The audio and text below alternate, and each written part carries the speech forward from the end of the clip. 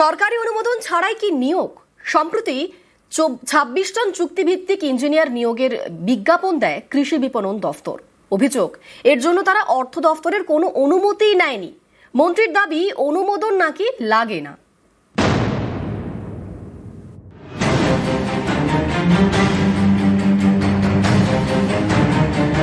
রাজ্যের কৃষি বিপণন দপ্তর গত 19 ডিসেম্বর তারা নিয়োগের বিজ্ঞপ্তি দেয়। চুক্তিভিত্তিক চাকরি, নিয়োগ করা হবে 26 জন ইঞ্জিনিয়ার।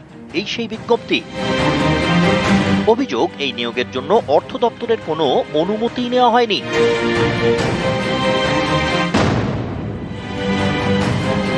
কৃষি বিপণন দপ্তরের বিজ্ঞপ্তি অনুযায়ী অ্যাসিস্ট্যান্ট ইঞ্জিনিয়ার সিভিলে শূন্যপদ 5টি, অ্যাসিস্ট্যান্ট ইঞ্জিনিয়ার ইলেকট্রিক্যালে 1টি, সাব অ্যাসিস্ট্যান্ট ইঞ্জিনিয়ার সিভিলে 16টি, সাব অ্যাসিস্ট্যান্ট ইঞ্জিনিয়ার ইলেকট্রিক্যালে 1টি, প্রজেক্ট ইঞ্জিনিয়ার সিভিলে 1টি, এক্সিকিউটিভ ইঞ্জিনিয়ার সিভিলে শূন্যপদ 1টি এবং এক্সিকিউটিভ ইঞ্জিনিয়ার ইলেকট্রিক্যালে 1টি।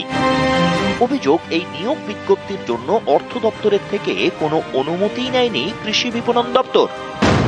মুখ্য সচিব মনোজ পান্থের মন্তব্য, অর্থ দপ্তরের অনুমোদন ছাড়া এভাবে নিয়োগ করা যায় না। মুখ্য সচিবের এই বক্তব্য হলেও কৃষি বিপণন মন্ত্রীর দাবি, অনুমোদন নাকি লাগে না। বেচারাম মান্নার যুক্তি, শূন্য পদে নিয়োগে অনুমোদনের প্রয়োজন নেই, নতুন নিয়োগের ক্ষেত্রে সম্মতি লাগে। এগুলি আমাদের ভ্যাকেন্সি, এই পদগুলি খালি হয়েছে, স্বশাসিত বোর্ডই এই সিদ্ধান্ত নেয়। যদিও এতে চিড়ে ভিজছে না। নবান্ন সূত্রে খবর, নিয়োগ বিজ্ঞপ্তি প্রত্যাহার করতে বলে কৃষি বিপণন দপ্তরকে নির্দেশ দেওয়া হয়েছে।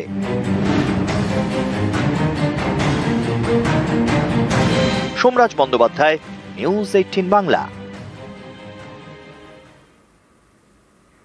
গত ফেব্রুয়ারিতেও নিয়োগ বিজ্ঞপ্তি দেয় কৃষি বিপণন দফতর। সেই মতো 14 জন চুক্তিভিত্তিক ইঞ্জিনিয়ারকে নিয়োগও করা হয়।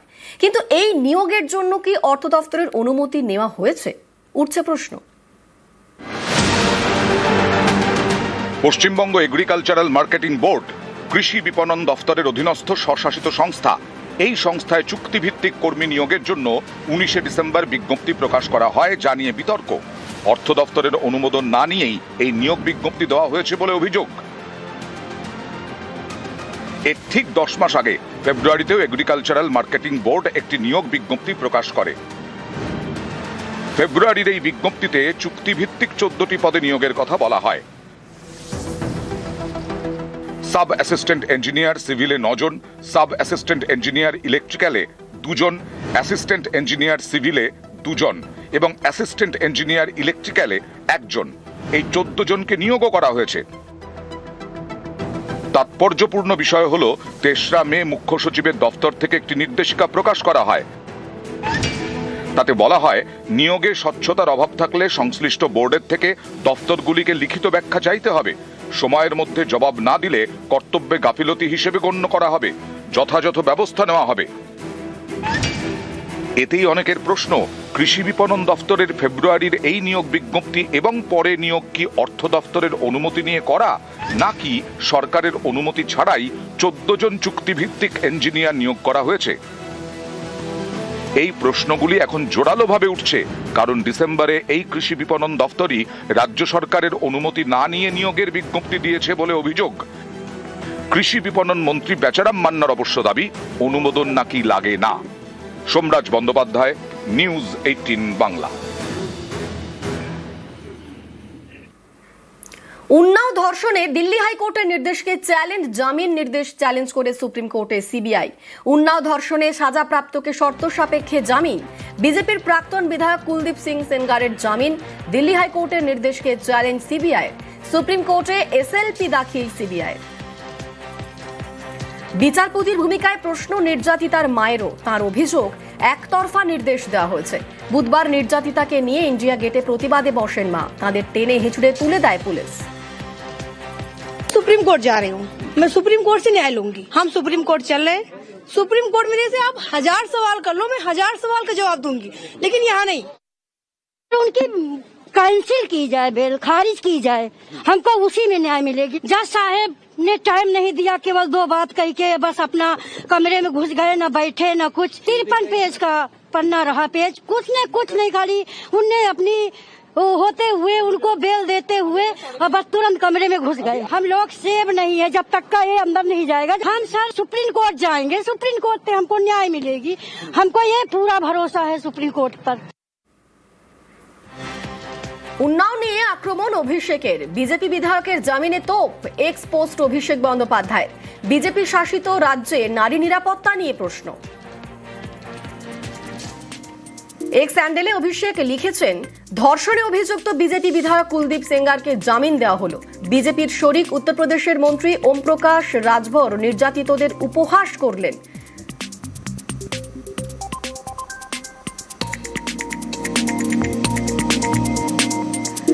বিজেপি নেতৃত্বের মুখে কোনো কথা নেই।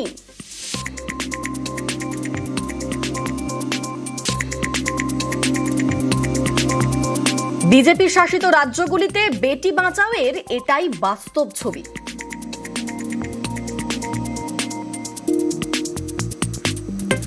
যখন ধর্ষণে অভিযুক্তরা প্রকাশ্যে ঘুরে বেড়ায় আর মন্ত্রী অত্যাচারীদের নিয়ে মজা করেন, তখন আমরা প্রত্যেক মেয়ে, প্রত্যেক নারী ও প্রত্যেক পরিবার যারা বিচার চাইছেন তাদের কাছে ব্যর্থ হই। এক স্যান্ডেলে পোস্ট করেছেন অভিষেক বন্দ্যোপাধ্যায়।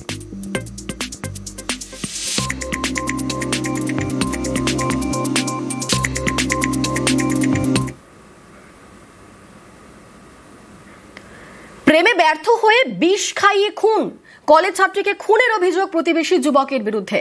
হাসপাতালে 1 মাস মৃত্যুর সঙ্গে লড়াইয়ের পর বুধবার মারা যান তরুণী। এরপরে দক্ষিণ 24 পরগনার বিষ্ণুপুরে অভিযুক্ত যুবকের বাড়িতে ভাঙচুর, আগুন। অভিযুক্ত যুবক পলাতক।